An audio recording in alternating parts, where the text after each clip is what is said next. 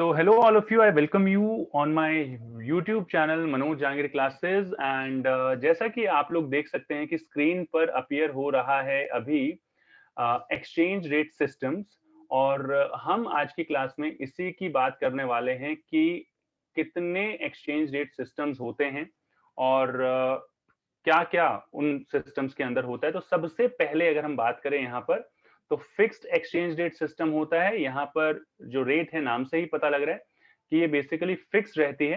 And कौन fix करता है? The central authority of the country, यानी कि गवर्नमेंट इसको फिक्स करती है। इसके बाद अगर हम बात करें फ्लेक्सिबल एक्सचेंज रेट सिस्टम की, तो फ्लेक्सिबल एक्सचेंज रेट सिस्टम जो है ये बेसिकली मार्केट फोर्सेज, जैसा कि मैंने पिछले वीडियो में भी आपको बताया था, मार्केट फोर्सेस यानी कि demand for foreign exchange and supply of foreign exchange, DD और एसएस, इन दोनों की हेल्प से डिटरमाइन किया जाता है फ्लेक्सिबल एक्सचेंज रेट सिस्टम। क्या होता है थोड़ा सा इसलिए बता रहा हूँ। मैनेज फ्लोटिंग जो एक हाइब्रिड सिस्टम है, दोनों का कॉम्बिनेशन होता है, आप ये कह सकते हैं। इसमें सेंट्रल गवर्नमेंट इंटरवीन करता है, परचेज करता है फॉरेन एक्सचेंजेस या सेल करता है एज पर the given situation of the economy, और फॉरेन एक्सचेंज रेट को इम्पैक्ट करने की कोशिश करता है। तो ये for the benefit of the economy के लिए किया जाता है सेंट्रल बैंक के थ्रू। यहां पर हम बात करते हैं भाई फिक्स्ड एक्सचेंज रेट सिस्टम की, जो हमारा सबसे पहला पॉइंट है। So this is fixed exchange rate system. So when value of domestic currency is kept fixed against the foreign currency by the government, then exchange rate remain fixed, and this is called fixed exchange rate system. यानी कि जैसे मान लीजिए government ने fix कर दिया है कि ₹60 इज इक्वल टू $1, तो ये फिक्स रहने वाला है, इसमें कोई चेंजेस नहीं आएंगे जब तक कि गवर्नमेंट इसमें चेंज ना करे after a particular point of time. कुछ टाइम बाद में चेंज कर सकते हैं गवर्नमेंट अगर government feel so, but for a given period of time ये रेट जो है वो कांस्टेंट रहेगी। तो ये रेट अगर फिक्स कर दिया गवर्नमेंट ने तो यही रेट मेंटेन की जाएगी। तो किस तरीके से सारी चीजें होती थी, क्या तरीका होता था, let's talk about all such things. दो थ्योरी हैं हमारे पास यहाँ पर जो फिक्स एक्सचेंज रेट सिस्टम के लिए आती हैं। पहली थ्योरी जो है वो है हमारे पास गोल्ड स्टैंडर्ड्स सिस्टम, यानी कि गोल्ड के इक्विवेलेंट,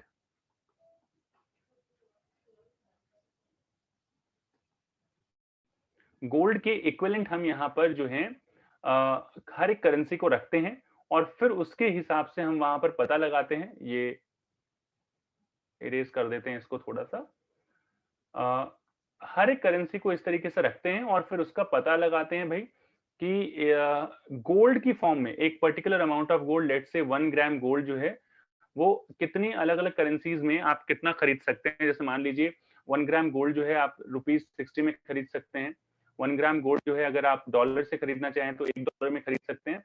तो आप देख सकते हैं कि इन दोनों का जो रेट ऑफ कन्वर्जन है वो 60:1 होगा, यानी कि रुपीज और डॉलर का जो कन्वर्जन होगा वो 60:1 होगा। और इस तरीके से हम लोग सिलेक्ट किया करते थे। एक छोटा सा एग्जाम्पल था आप लोगों को समझाने के लिए। दूसरा सिस्टम आता है ब्रेटन वुड्स सिस्टम। तो दोनों सिस्टम्स की बात करते हैं कि ये क्या होते हैं क्या नहीं होते हैं। सबसे पहले बात करेंगे फर्स्ट पॉइंट के बारे में, that is gold standard system. Gold standard system क्या होता है क्या नहीं होता है।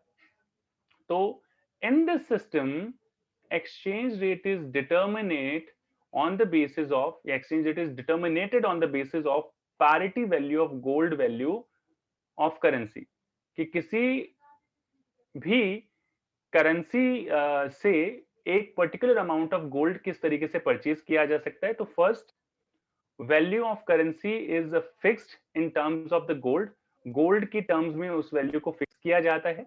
Then by comparing the gold values of exchange rate is determinated. We can understand it through an example. जैसे आप समझना चाहें तो यहाँ पर आप देख सकते हैं कि 1 ग्राम गोल्ड आप परचेज कर सकते हैं। 1 ग्राम गोल्ड को परचेज करने के लिए आपको 3,000 रुपए इंडिया में देने पड़ेंगे। आज के टाइम में तो ये ऑलमोस्ट 5-6 हजार रुपए पहुंच चुका है, बट हम जस्ट एक एग्जाम्पल ले रहे हैं। तो 1 ग्राम गोल्ड को परचेज करने के लिए इंडिया में आपको 3,000 रुपीज पे करने पड़ेंगे।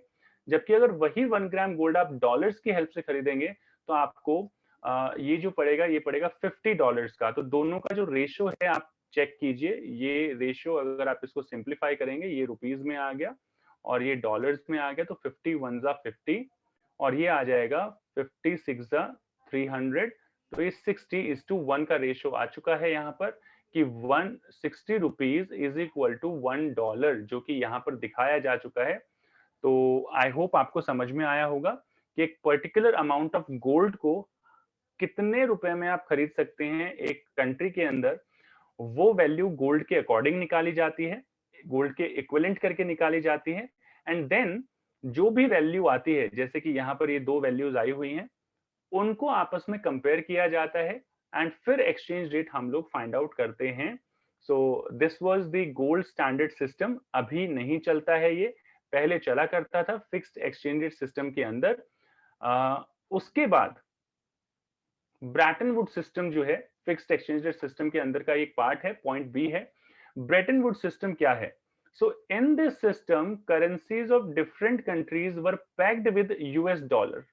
यानी कि यहां पर ये कह लीजिए कि पिछले वाले मेथड में आपने जितनी भी करेंसीज थी उनको गोल्ड के इक्विवेलेंट रखा था, लेकिन यहां पर क्या होता है इस मेथड में कि गोल्ड को पहले डॉलर के इक्विवेलेंट रखा जाता है और फिर डॉलर के इक्विवेलेंट करके यूरो, रुपीज, येन, दिनार, इस तरीके से अलग अलग वैल्यूज को डॉलर के साथ कंपेयर किया जाता है और फिर वैल्यू निकाली जाती है। समझने की कोशिश कीजिए यहां पर value of dollar was fixed in gold. जैसा कि मैंने बताया कि डॉलर की वैल्यू फिक्स कर दी जाती है कि एक पर्टिकुलर अमाउंट ऑफ गोल्ड आप कितने डॉलर्स में खरीद सकते हैं। It means finally the value of currency was fixed in terms of gold. तो गोल्ड की टर्म में उसकी वैल्यू फिक्स कर दी जाती है। इन this system dollar was convertible in gold and gold was convertible in dollar. कि डॉलर को आप ये जैसे मैंने यहाँ पर दिखाया, डॉलर को आप गोल्ड को आप डॉलर में कन्वर्ट कर सकते हैं, डॉलर को आप गोल्ड में कन्वर्ट कर सकते हैं, यानी दोनों एक दूसरे में कन्वर्टिबल हैं। But in 1970s US printed dollars in exceed of its gold reserves, so US was not able to convert dollars in gold, so it was failed in 1973। ये कुछ टाइम के लिए ब्रेटन वुड सिस्टम आया, fail हुआ, हट गया, उसके बाद नया सिस्टम जो है वो अप्लाई हुआ। तो ये दो सिस्टम इसके अंदर आते थे। So in this system some adjustments were possible, so it was also called wider band system. इसके अंदर कुछ एडजस्टमेंट पॉसिबल थी, तो इसको वाइडर बैंड सिस्टम भी जो है वो बोला जाता था। ये दो पॉइंट्स हैं आपके जो फिक्स्ड एक्सचेंज रेट सिस्टम के अंदर आते हैं। आई होप ये सारी चीजें आपको क्लियर हैं। अगर आपको इसके बारे में कुछ और चीज पूछनी है तो आप मुझे कमेंट सेक्शन में कमेंट करके बता सकते हैं। फ्लेक्सिबल एक्सचेंज रेट सिस्टम हम जो है हमारे नेक्स्ट वीडियो में कवर करेंगे। अगर आपको कोई प्रॉब्लम है कमेंट सेक्शन में कमेंट कीजिए, हर एक कमेंट को मैं रीड करता हूं और रिप्लाई जरूर करता हूं। और अगर आप वीडियो देख रहे हैं, वीडियो अच्छा लगा, लाइक जरूर करें, शेयर जरूर करें अपने दोस्तों के साथ, सो दैट उनके भी अच्छे अच्छे मार्क्स आए। और सब्सक्राइब कर सकते हैं इसी तरीके के और भी इंटरेस्टिंग वीडियोस के लिए। देखते रहिए, तब तक मिलते हैं किसी और वीडियो में। Thank you so much all of you for giving your precious time. Thank you.